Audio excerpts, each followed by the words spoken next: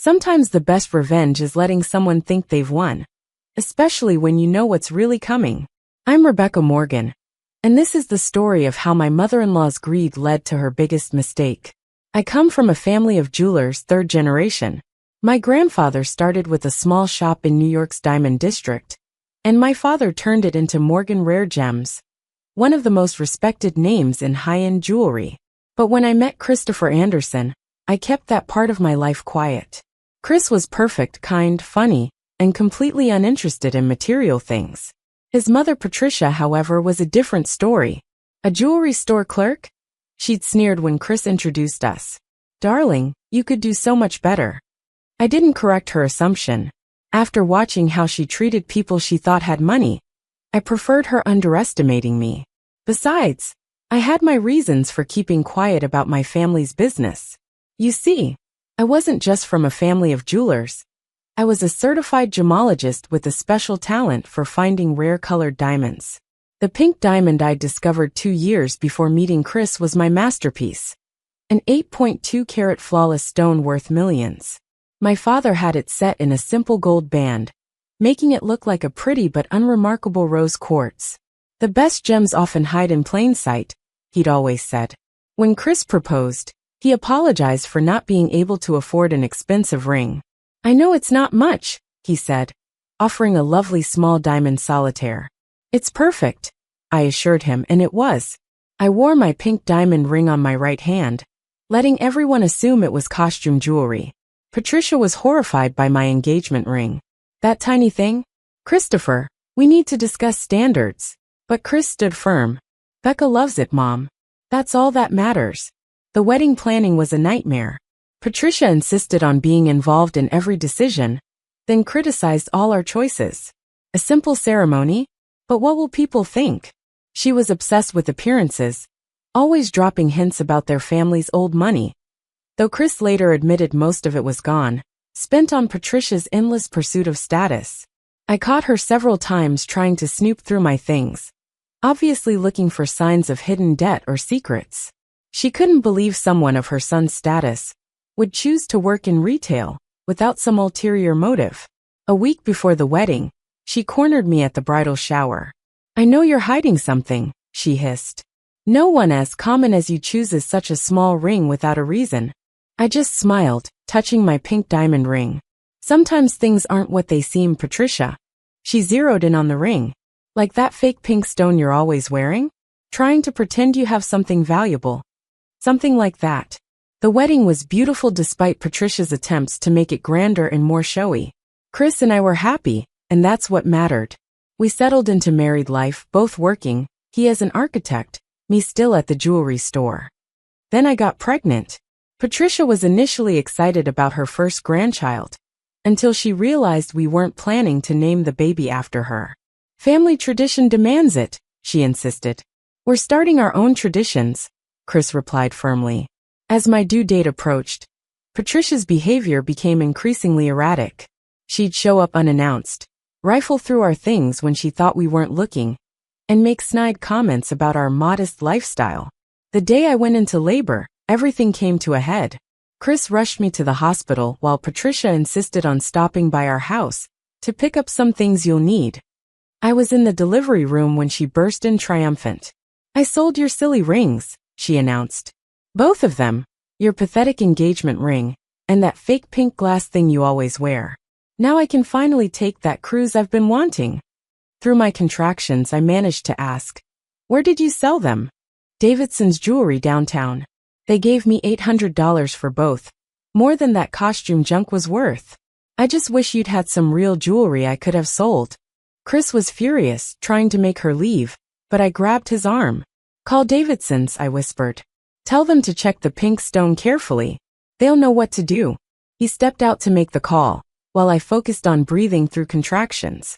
Patricia was still gloating about her cruise plans when Chris returned, looking pale. Mom, he said quietly, what exactly did you tell the jeweler about that pink ring? Oh, I said it was just costume jewelry my daughter-in-law wore to pretend she had nice things. They barely looked at it before offering $500 for it. Highway robbery for fake stone, if you ask me. My phone rang. Chris answered it and put it on speaker. Mrs. Anderson? A familiar voice said. James Davidson himself, an old family friend. This is about the pink diamond ring that was just sold to us. We've completed our initial assessment, and we need to discuss the price. This stone appears to be the famous Morgan pink, worth approximately $8.2 million. Patricia's face went from smug to shocked to ghost white in seconds. That's impossible, she whispered. I'm afraid not, James continued. This is one of the finest pink diamonds ever discovered. We've already contacted the police about its suspicious acquisition. The seller could face serious charges for theft and fraud. Patricia started to sway. But she's just a jewelry store clerk. It was costume jewelry. Actually, I said between contractions, I'm Rebecca Morgan of Morgan Rare Gems. That pink diamond? I discovered it. And you just committed grand theft. Chris looked stunned. Becca, why didn't you tell me? I wanted someone to love me for me, I explained. And I knew your mother would never let me near you if she knew about my family's money. Money? Patricia's voice was faint. How much money? Morgan Rare Gems is worth about $400 million, I said. But that's not important right now. What's important is that you just tried to sell stolen property worth millions of dollars. The police arrived before I delivered my daughter. They took Patricia into custody, still protesting that she didn't know, that it was all a misunderstanding. We switched the rings months ago, I told the officers. I knew she was going through our things, so I had replicas made. The rings she sold were high-quality fakes worth exactly what Davidson's paid for them. You knew, Patricia screeched as they led her away. You let me think. That you were stealing from your daughter-in-law while she was in labor? Yes, I did.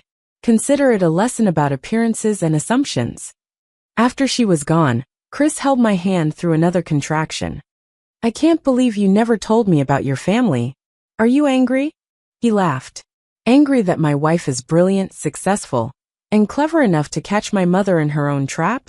Never. But I do have one question. Where's the real pink diamond? I smiled through the pain.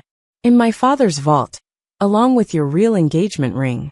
I never wear the real ones when your mother visits. Dad always said the best security is letting people underestimate you. Our daughter was born 2 hours later. Healthy, beautiful, and definitely not named Patricia. We named her Rose instead. Partly for the pink diamond that exposed her grandmother's true nature, and partly to remind us that beauty often hides in plain sight. Patricia was charged with attempted grand theft, though the charges were later reduced, since the rings she actually sold were only worth $800. She served 6 months of house arrest, and was ordered to pay restitution. The cruise she'd booked? Non-refundable. She lost the deposit, along with her dignity and her son's trust. Chris was amazed when he finally saw my family's business. All this time, he kept saying, you let Mom treat you like you were nothing. I'm not nothing, I corrected him. I'm exactly who I've always been, someone who values people over possessions. The money and the gems don't change that. The story of Patricia's attempted theft became a legend in jewelry circles. High-end jewelers now use it as a cautionary tale about making assumptions based on appearances. My father found the whole thing hilarious. I always said that pink diamond would change lives, he chuckled. I just didn't expect it to happen quite like this. Patricia tried to apologize eventually, claiming she'd just wanted to teach me a lesson about pretending to be something you're not. But that's exactly what you were doing, I pointed out. Pretending to have money and status you don't have, looking down on others to make yourself feel important. She doesn't visit much anymore. The knowledge that her common daughter-in-law is actually worth millions seems to physically pain her. Last we heard, she was telling her country club friends that she'd known about my family all along, and had just been testing my character. Chris and I still live relatively modestly, though I do wear the real pink diamond ring now. It's become something of a symbol in our family, a reminder that true value isn't always obvious at first glance. Rose is 2 now, and already shows signs of her grandmother's materialism. She's obsessed with shiny things. But we're teaching her the lessons I learned from my family. That character matters more than carrots. That integrity is worth more than any gem. and that sometimes the best way to handle people who underestimate you is to let them show their true colors. The replica rings that Patricia sold? We bought them back from Davidson's and had them framed. They hang in my office at Morgan Rare Gems, along with a newspaper clipping about Patricia's arrest. It's a reminder to everyone that appearances can be deceiving, in more ways than one. Last month, Patricia tried to reconcile by giving Rose a valuable family heirloom necklace. One look told me it was a cheap replica, probably bought at a consignment shop. I didn't say anything.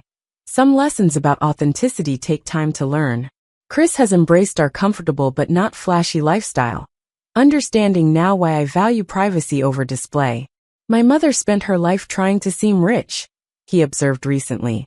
You spent your life trying to seem normal. That says everything about both of you. The pink diamond that caused all the trouble has become even more valuable. Recent estimates put it at over $10 million. We've been offered huge sums for it, but I keep refusing. Some things are worth more than money, and the lesson it taught about trust, appearances, and karma is priceless. Patricia still sends birthday and Christmas cards, usually with clippings about the latest jewelry auctions or society events. I think it's her way of showing she now understands what she missed by judging too quickly. Or maybe she's just reminding us of what she lost through her own greed. Either way, we keep the cards in the same frame as the replica rings. A family history of sorts, teaching future generations that the true value of anything, whether it's a diamond or a person, isn't always visible at first glance. Rose will inherit the pink diamond someday, along with its story.